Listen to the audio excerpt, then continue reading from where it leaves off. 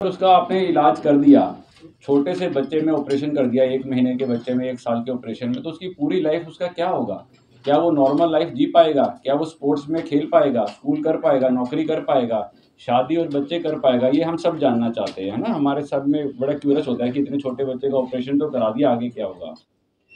तो इस बारे में गांधी जी की बड़ी फेमस कोट थी कि ए सोसाइटी, कोई भी सोसाइटी का डेवलपमेंट हमें कैसे पता चलता है कि हम अपने बच्चों को और जानवरों को कैसे ट्रीट करते हैं। तो सोसाइटी का इंफ्रास्ट्रक्चर अच्छा है, हम एक डेवलप्ड सोसाइटी में रहते हैं। अब मैं आपको बताता हूँ बच्चों में दिल के सुराग कैसे होते हैं। देखो ये बच्चों के हमने हार्ट खोल के रखा हुआ है, साइड से अगर इसको खोलें तो इसमें 2 चैम्बर होते हैं कि ऊपर वाला चैम्बर जिसको एट्रियम बोलते हैं, नीचे वाले चैम्बर को वेंट्रिकल बोलते हैं। तो इनमें ये सुराख अलग-अलग जगह पे हो सकते हैं, नीचे वाले चैम्बर में भी हो सकते हैं, ऊपर वाले चैम्बर में भी हो सकते हैं। सुराख एक भी हो सकता है, मल्टीपल भी हो सकते हैं। ये नीचे वाले चैम्बर के सुराख हैं। ये जो व्हाइट पैच लगा रखा है, इस टेक्नोलॉजी में हम हार्ट को ओपन करते हैं सर्जरी से, और एक ऐसा कपड़े जैसा पैच आता है, उसको ऐसे सुराख के ऊपर सिल देते हैं, जिससे ये सुराख बंद हो जाता है। तो ये तो होती है सर्जरी, ओपन हार्ट सर्जरी, जिससे हम सुराखों को बंद करते हैं। अब बच्चे ऐसे भी हो सकते हैं, इस केस में ये बच्चा बहुत नीला पड़ता है क्योंकि इसके फेफड़ों की नस ब्लॉक पड़ी है और एक बहुत बड़ा सुराख के कारण इसका नीला और लाल खून मिक्स हो जाता है। तो ऐसे बच्चों को बहुत ही कॉम्प्लेक्स हार्ट सर्जरी की जरूरत पड़ती है। एक तरीका है जिसके बारे में मैंने अभी बताया था आपको कि हार्ट का एक सुराख बंद करने का तरीका है कि आप तो उसको हार्ट को ओपन करो और वहां पे पैच लगाओ। दूसरा तरीका होता है कि ऐसे तार से एक ये ऐसे मेटल की अम्ब्रेला डिवाइस लेके जाओ, यहाँ पे सुराख में फिट करो और इसको ऐसे छोड़ दो। देखो ये अनस्क्रू कर दी, अब ये मेटल की डिवाइस वहीं पे हार्ट में रह जाती है, हार्ट का सुराख बंद हो जाता है। ऐसी टेक्निक्स के एडवांटेज क्या होते हैं? आज हमने बच्चे को एडमिट किया शाम को, कल सुबह ऑपरेशन किया, परसों सुबह बच्चा निशानी कोई कुछ नहीं। जबकि ओपन हार्ट सर्जरी में 5 से 7 दिन का स्टे आता है, एक छाती पे लंबा सा स्कार आता है। तो इस तरह की टेक्नोलॉजी अगर हम खासकर छोटे बच्चों में कर पाएँ तो उसका बहुत बड़ा एडवांटेज होता है। बच्चे में नहीं हम लगा सकते, थोड़ा सा बड़ा बच्चा हो, कम से कम बच्चे का वजन 25 किलो हो, तो हम उसमें स्टेंट भी लगा सकते हैं। अब जो हम बच्चे की बात कर रहे हैं आज के इस कॉन्फ्रेंस में, कोआक्टेशन ऑफ एओर्टा, जो उसको प्रॉब्लम थी, तो होता क्या है, हार्ट से एक ये मेन नस जाती है, ये हमारा हार्ट है, हार्ट से बॉडी में ब्लड ले जाने के लिए एओर्टा, इस पाइप में यहाँ पे नैरोइंग आ जाती है, इसको बोलते हैं कोआक्टेशन, बहुत टाइट है। अगर पाइप में टाइट है, कोई भी हम पाइप से पानी फ्लो कर रहा है, ब्लड फ्लो कर रहा है, उसमें नैरोइंग आ गई, सिकुड़न आ गई, तो हार्ट के ऊपर बहुत लोड पड़ेगा। और अगर ये प्रॉब्लम जन्म होते ही आ जाती है तो बच्चे का हार्ट फेल हो जाता है। तो इस तरह की एक कोआक्टेशन ऑफ एओर्टा थी जी। ये नस है हार्ट की मेन, इसके अंदर ये सिकुड़न थी। अब इसको 2 तरीके से इलाज कर सकते हैं, जैसे मैंने बताया, ओपन हार्ट सर्जरी से भी और बैलूनिंग से भी।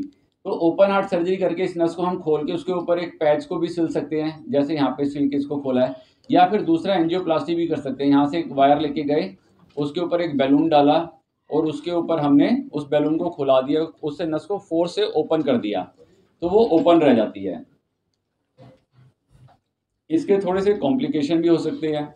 ये नस छोटे बच्चों में अगर हम खोलते हैं ऐसे बैलूनिंग के द्वारा या सर्जरी के द्वारा, क्योंकि बच्चा तो ग्रोइंग है, तो ये नस दोबारा से छोटी हो सकती है, पहले 2-3 महीने में इसको दोबारा से ओपन करना पड़ता है, उसके बाद ये स्टेबल हो जाती है।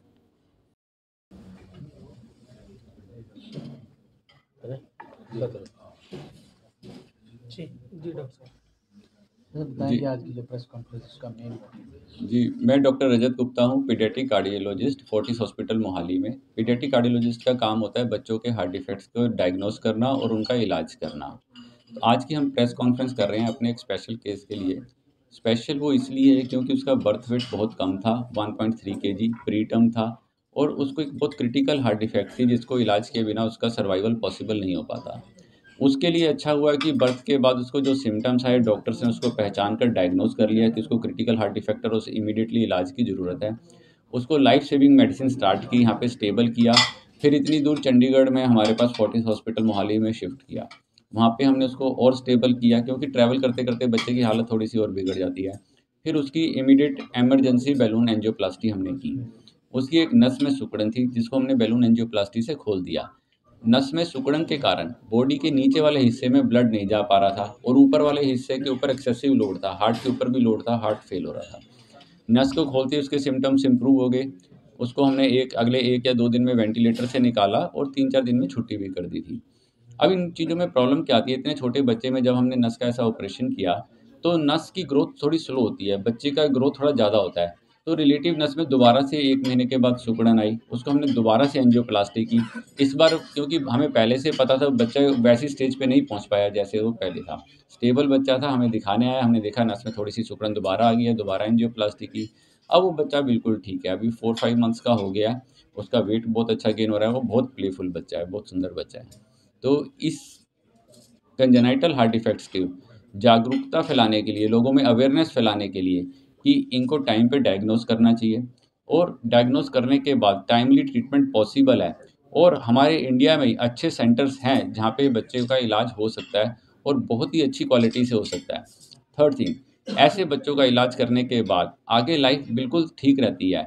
98% ऑफ द बच्चे नॉर्मल लाइफ अपनी जी पाते हैं।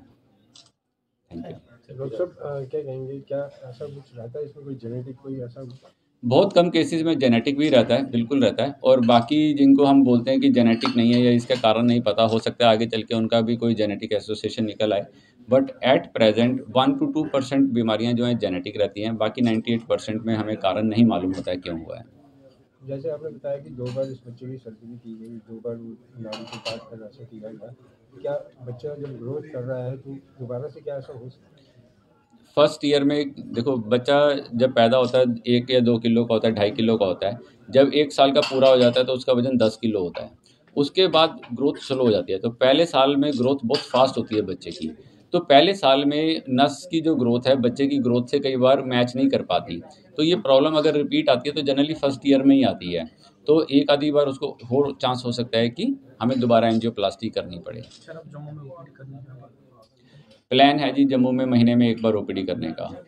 सर वही एज पेरेंट हमें सबसे पहले किन चीज़ों पे ध्यान रखना चाहिए कि बच्चे को ये दिक्कत आ रही है और कैसे जल्दी से जल्दी की जो आपके स्पेशलिस्ट हैं उनसे किस तरह से वाकिफ? अगर किसी बच्चे को नीला पड़ता है, उसका दूध पीने में प्रॉब्लम आती है, बच्चा दूध पीते-पीते हाँफने लगता है, उसकी डेवलपमेंट लेट हो रही है, बच्चा चलना शुरू नहीं करता या साँस तेज़ लेता है, बारी-बारी निमोनिया आता है, या बच्चा थोड़ा-सा बड़ा होने लगा और अपने दोस्तों के साथ खेल रहा है, हम देखते हैं कि भई ये हमारा बच्चा जल्दी से थक गया, बाकी बच्चे खेले जा रहे हैं, या बच्चा नीला पड़ना, पहले नीला नहीं था, अब नीला पड़ना शुरू हो गया, बच्चे का वज़न उतना नहीं बढ़ रहा है जितना उसका बढ़ना चाहिए।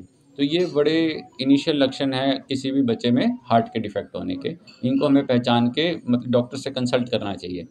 ये लक्षण दूसरी बीमारियों में भी होते हैं, तो जब भी हम ऐसे लक्षण नोट करें तो हमारा ये काम है अपने पीडियाट्रिशियन से, चाइल्ड स्पेशलिस्ट से कंसल्ट करें, फिर वो हमें बताएँगे कि ये हार्ट के हैं या किसी और चीज़ के हैं। सर देखा